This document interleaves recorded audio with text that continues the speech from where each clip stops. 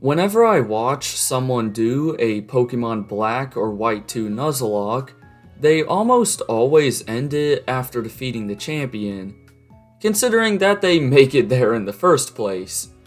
However, it has come to my attention that Pokemon Black and White 2 have a lot to offer in the post-game. I gotta admit, I'm also a victim of not seeing what there is to do after becoming the champion, but today, that changes. I'll be playing through the post-game of Pokemon Black 2 and seeing what it has in store. In this video, I'll be using the same game file that I used for the Beating Pokemon Black 2 the Maryland Way video, so be sure to check that video out once you're done here. Also, if you enjoy Pokemon content, consider subscribing, as well you can see the numbers. Come on, I know we can do better than that. Anyways, without further ado, let's hop into the post-game of Pokemon Black 2. Our reign as champion begins in our very own house by receiving the National Dex upgrade from Cedric Juniper. Hugh and his sister then thank us for saving her Purloin, which has now become a Liepard, and Hugh also mentions that a Zoroark has been spotted in Victory Road, but we'll get to that later. For now, we headed over to Floccesy Town to have a close battle with Alder and his team of level 60s before meeting his grandson, Banga, and picking up the Static Eevee from Fennel's lab in Castelia City. This Eevee is pretty neat, as it has its hidden ability, meaning that whatever you evolve it into will also have its hidden ability. Alright, let's start the first big side quest in the post-game, which is catching Kyurem. By following the Zoroark from Victory Road, we can travel to Ends Castle, where I threw my entire team at his level 70 Zekrom before finally taking it down. We then made our way east from Opelucid City to fight the Shadow Triad in Isra City, and then climb up the Dragon Spiral Tower to obtain Zekrom itself.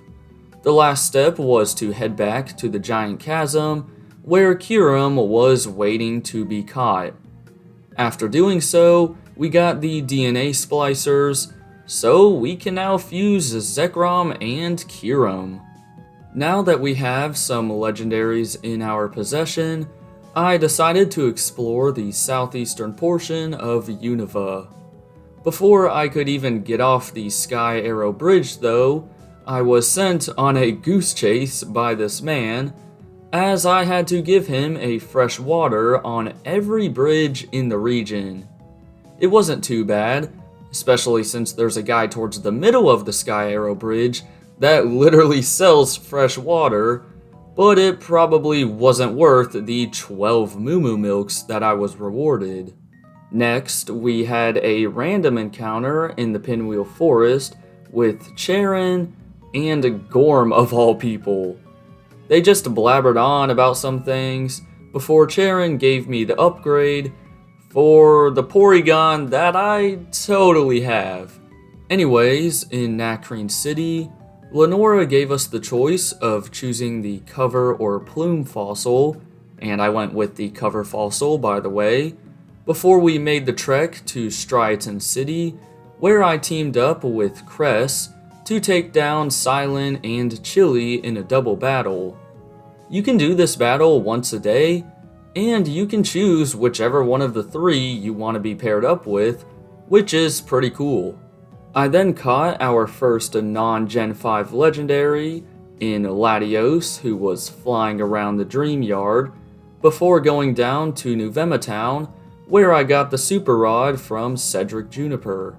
I think it's really weird that you get this item this late in the game, but whatever. I'm sure my boy Crasher Wake could put it to good use, as he was standing on Route 18. After speaking to him, he headed off to Driftvale City for the Pokemon World Tournament. Before leaving this area, I boarded the Plasma Frigate, where Chorus was waiting for a rematch. But Mienshao wasn't having any of it. Okay, did you guys know that the Clay Tunnel was a location in these games? Because I have never heard of this place. It lies north of Driftvale City, and it's really cool as you can travel to different sections by riding minecarts. The whole purpose of this place is to reach the underground ruins, where you encounter Regirock, Registeel, and Regice, but I think you need a copy of Pokemon White 2 as well in order to catch all three. This means that we won't be able to get Regigigas in Twist Mountain either, so that kind of sucks. Our next legendary capture was Cresselia on the Marvelous Bridge, right before we entered Black City. Of course, if you're playing Pokemon White 2, you'll be in the White Forest. I know we could take on the Black Tower right now, but the levels in there are pretty high, so I'll hold off on that for a bit. Instead, I traveled back to the Reversal Mountain, where I quickly obtained Heatran. Our legendary capturing spree continued by activating a cutscene with the Lake Guardians and Professor Juniper on Route 20. After they flew away from the Cave of Being, I tracked down Azelf on Route 23, Mesprit on top of the Celestial Tower, and Uxie in front of the Nacrene City Museum. At this point, there was still a few more trainers that I didn't get around to battling yet. Starting with Hugh, I defeated his team in Undella Town, and once again in Driftvale City. I then went to the Game Freak building, where I challenged Morimoto and Nishino. Yeah, I probably butchered those names, so I apologize. Both of their teams were in the mid-70s, resulting in 2 challenging victories. Last up on the list was Cynthia, who was waiting in her villa in Undella Town. Her team featured more Pokemon in the mid-70s, but the battle honestly wasn't as hard as I thought it was going to be. Alright, so the last thing on our list is to conquer the Black Tower in Black City. Basically, there are 10 different areas, and you can only travel to each area after you've defeated the boss trainer in the previous area. In order to fight the boss trainer, you must defeat the gate trainer, as they will open up the gate to where the boss trainer is. However, the gate trainer can be pretty difficult to find, which is why other trainers are scattered around, and by beating them, you receive hints as to where the gate trainer is located. The big twist is that you can't heal while you're in an area. The only access to healing is through a one-time use doctor that is in a random spot in each area.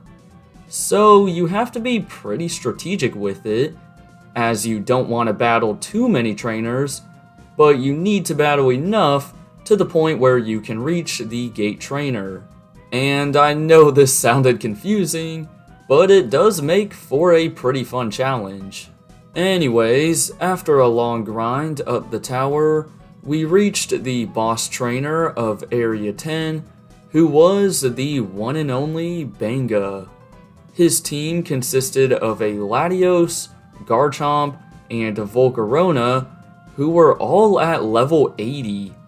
In the end, I barely squeaked by his team. As a token for our hard efforts, I met up with Benga back in Flockacy Town, where he gave us a shiny Gible. I gotta admit, that's a pretty sweet reward. So there you have it. Other than rematching the Elite Four, battling some trainers that we didn't have access to, and catching some legendaries that we couldn't even encounter, we have done all that there is to do in the post-game of Pokemon Black and White 2. I know I didn't complete the PWT or the Pokédex, but those are 2 other journeys in themselves. I know Pokemon games are nowhere close to being extremely difficult, but if you're ever looking for a challenge, be sure to continue playing through a Pokemon game after you've defeated the champion, as there were plenty of battles in this playthrough that I struggled with. I had a ton of fun experiencing the post-game of these games for the very first time, so let me know if you want to see me do this type of thing for other Pokemon games. For now though, be sure to drop a like, subscribe, and hit that bell to see more. And until next time, deuces!